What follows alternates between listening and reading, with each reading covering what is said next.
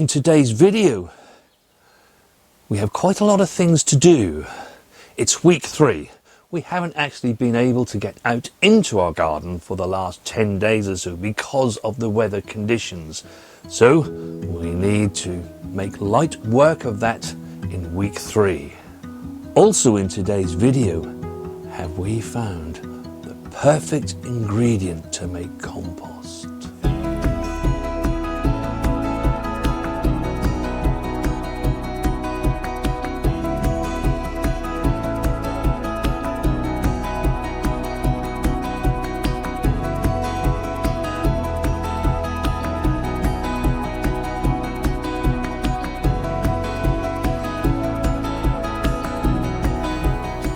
Hello and welcome back to the Norfolk gardener.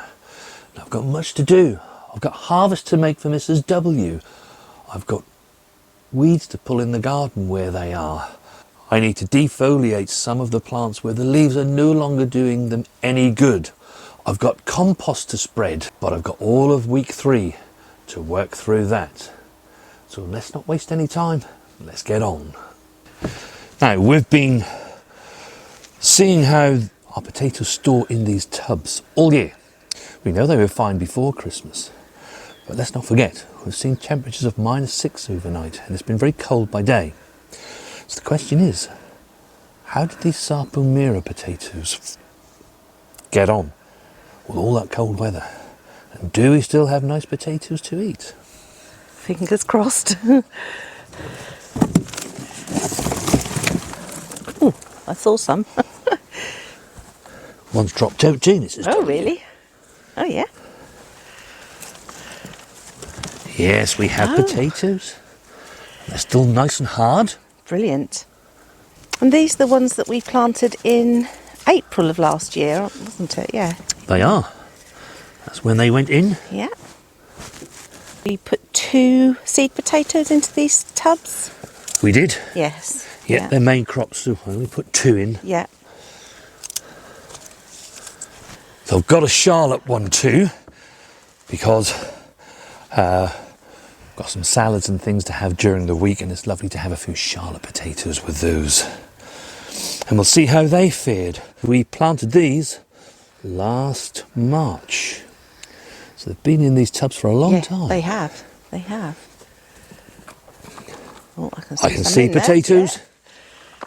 I can see potatoes.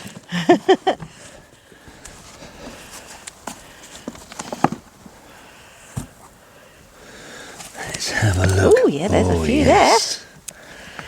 Oh, yes, we have some Charlotte potatoes. Yeah. These are going to be absolutely gorgeous. We had we emptied a tub at Christmas, didn't we? They were lovely. Yeah, they were. But it does rather seem as though these tubs, for our climate anyway, in Zone 9A, we can actually keep them in the tubs, can't we? They're storing better in the tubs than if we were to harvest them and put them into a potato sack, aren't they? Yeah, they are. Yeah. Lovely and clean. Yeah. Absolutely gorgeous. No disease. No.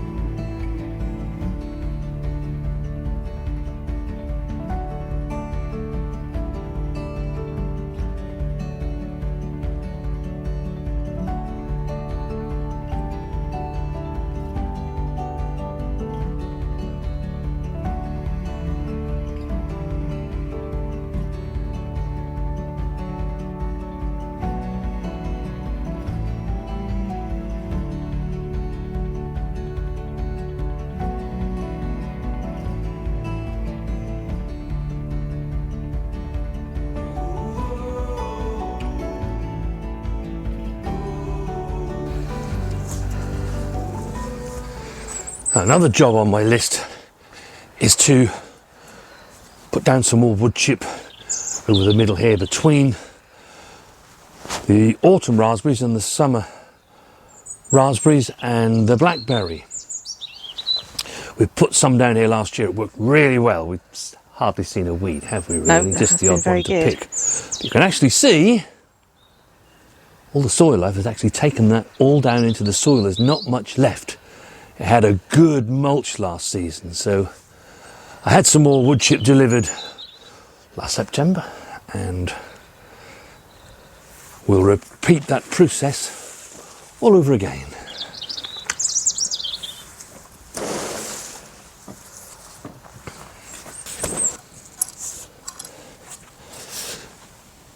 Now, of course, for us being New Dig, every time something is given us our final harvest, we look to give it its annual mulch of fresh compost.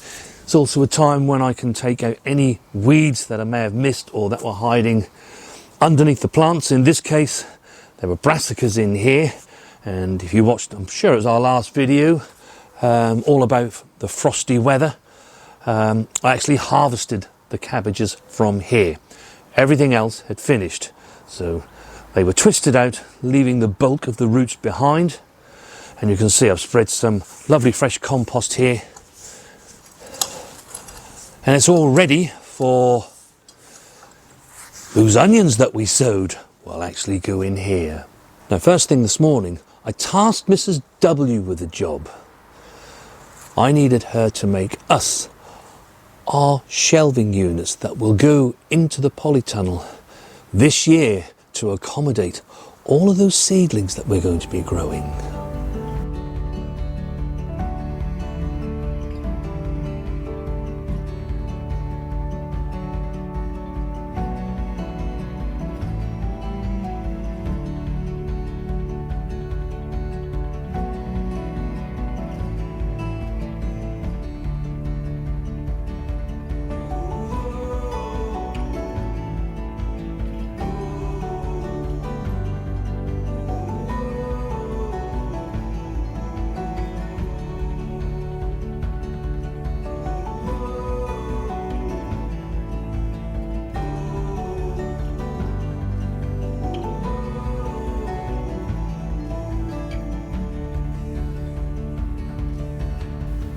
Now, you saw earlier that we're still harvesting potatoes. We still have potatoes to eat. Great news! And we've found some great ways to grow these potatoes in our containers.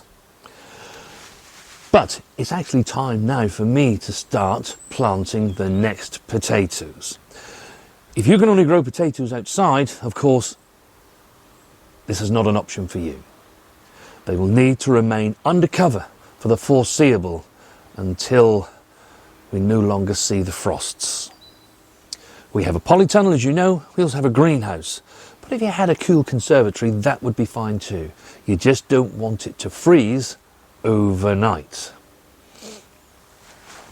My plan is this year is to do 4 tubs of potatoes each month, starting with the first earlies. That will then progress on to the second earlies, and then the main crop potatoes, I'm looking at doing 30 tubs of those, and they'll just grow away all through the year until I need them. Now, because I'm going to be planting first earlies, I'm going to be planting 4 potatoes in each tub. These have not had a huge amount of time to be able to chit, but I'm not too worried about that. It's not a race. I'll still have these long before the ones that we will plant in March. When I grow my main crop potatoes, I like to ensure that there's only 2 or 3 chits that are showing. When it comes to first earlies, I'm not particularly bothered because I don't need them as big potatoes anyway. You want to enjoy them small and sweet, about the size of a hen's egg. When I do plant them, I like to put them in like so, with the chits facing upwards, and I put them where the handles are. That's so that I know where I've planted the first 2 potatoes.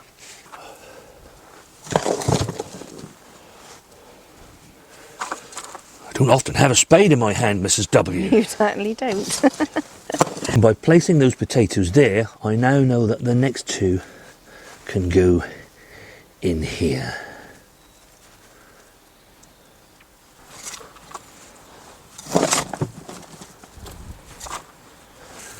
And I'll leave it about an inch or so below the rim. Don't want to tamp it down too much. And then what myself and Mrs. W will do is to put some straw over the top to help keep the moisture in, because the biggest job you have to do when you're growing in tubs is actually watering these potatoes.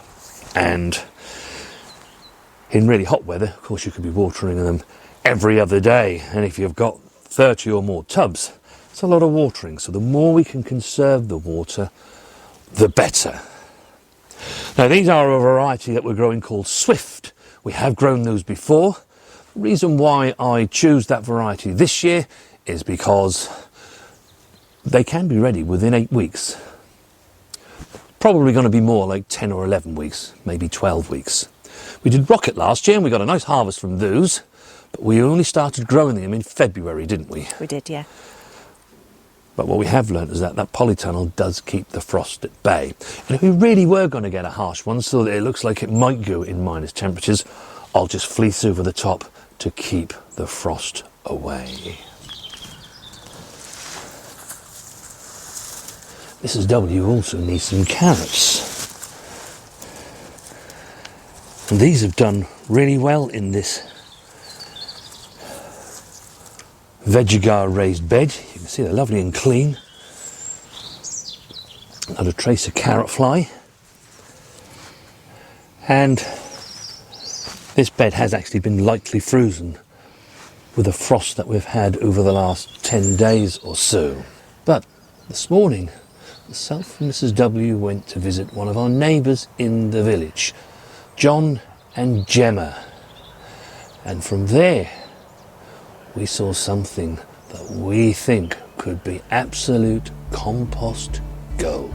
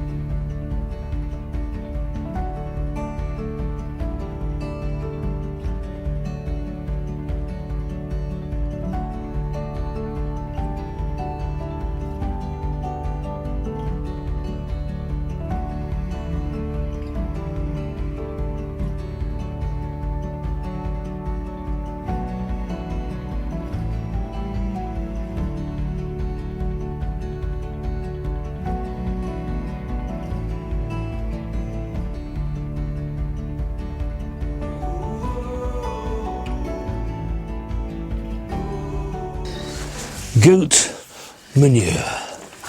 Look at that. Now, I wouldn't just lightly do something without doing a bit of research before we do start to go headlong into something. Unlike chicken manure, and we do, when we clean the chickens out, we actually add it to our hot composters a bit at a time, but it makes things really hot. The urine from the chickens is really hot.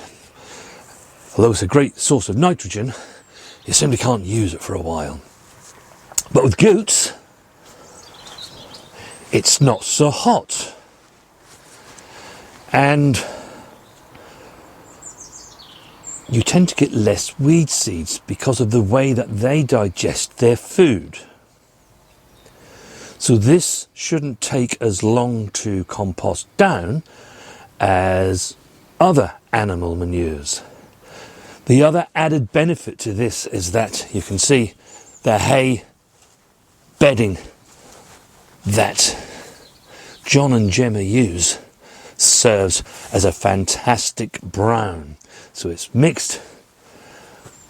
I don't really have to add too much more to it. It's got the brown, it's got the green. And hopefully that's going to make really lovely compost. Now, the goats that they have are an extremely rare breed. And they're such great people that look after these goats so very well. Everything they use is organic. There are no pesticides involved. There are no chemicals.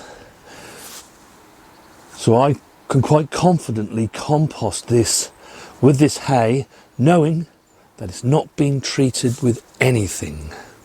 Clearly this is going to take 6 months or so to rot down. I think we were told this was taken out of the goat's enclosure back in September or early October, so it's already 3 months out of their pen. And it's something that we do quite regularly on our channel. We like to do trials and see how things work. I'm very happy to say that they were very happy to let us have it, and we can go and get another lot towards the end of May, beginning of June. But yeah, these trials we do, and then we report back on them through the year and give you the results at the end of the year. And if you want to see how we get on with this particular trial that we're doing, and of course all the way through into 2026 when we actually use it on our plots, then do make sure that you are subscribed. And most importantly, ensure that you click the bell icon, because then you will be notified whenever we upload a video. It's not just this, myself and Mrs. W, now that we have some worm compost, we've obviously got our own compost that we've made. We're going to be trialling making some mixes up for our own homemade organic compost to raise our seedlings in. If you watched our Sow With Us Week 2, you'll see that we've been using the fertile fibre. Now I know that that works, and that's why for the main sowings that you'll see throughout the year, I'm using that compost. But in the background, we'll be making different mixes up to see what works best. Here we are, this is what Mrs. W has been up to. And they work really well, because there are no legs for the slugs to climb up and get to your plants. Because they're slatted, when you water, the water can drain through. And quite frankly, Mrs. W is for everlasting saying, Barry, my kitchen is just a giant greenhouse. Will you please move some of these plants? So yeah, they'll come up to here as soon as they've germinated. Anything that can be out here, like brassicas, they don't mind the cold, and it's not likely to freeze too many more times in this polytunnel once we get into February and things start to come up here. One of the first things that will come up will be the onions. And I know somebody asked us about our heat mat setup. It's extremely simple, and I'll use it as an end screen in this video. So if you just get to the end of the video, you will see exactly what it looks like. Very, very simple, but extremely effective. It was this time last week that we sowed our onions, and I'm pleased to say they're coming through, aren't they, Mrs. They W? are, yes. We have Yep. Germination. Yes, I've got one little pepper has germinated through this morning, so we're getting there.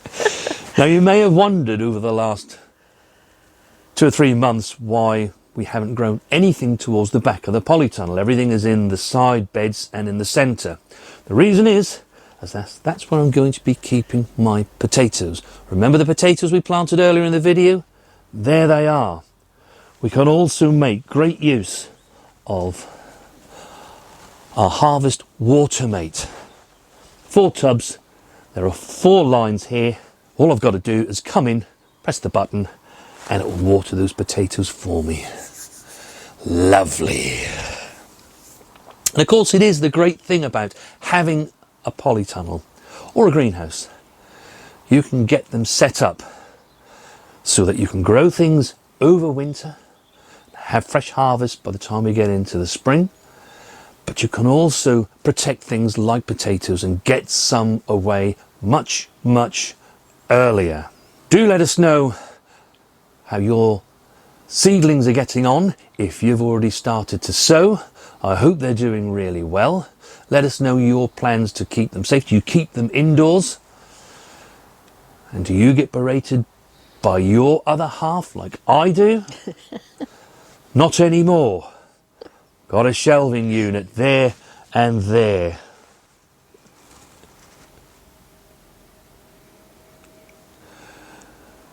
Do have a great rest of your gardening week. And myself and Mrs. W We shall see you very, very soon.